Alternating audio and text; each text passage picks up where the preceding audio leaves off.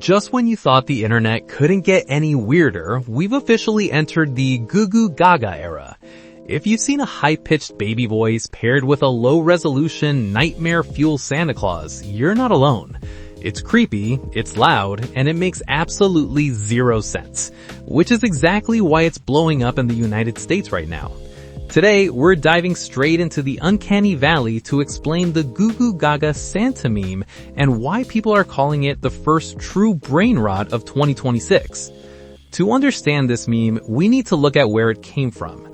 Goo Goo Gaga is a character from kids' YouTube content, bright colors, simple sounds, and videos made purely for toddlers.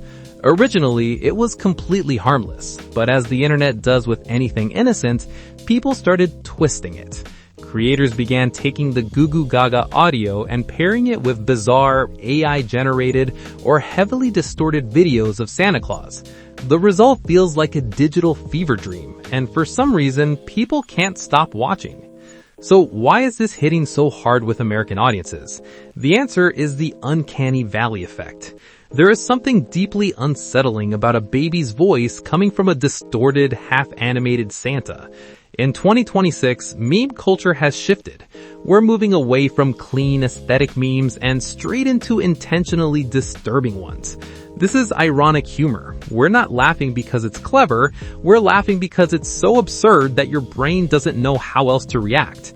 It's basically like Skibbity Toilet, but for people who swear they're too cool to enjoy Skibbity Toilet. Now the meme has fully evolved into what people call fever dream edits. You'll see Santa doing the gritty, flossing, or glitch walking across the screen while the Goo Goo Gaga audio loops non-stop.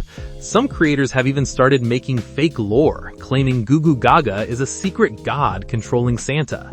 And once brands start getting confused and jumping in, you know a meme has officially hit its peak.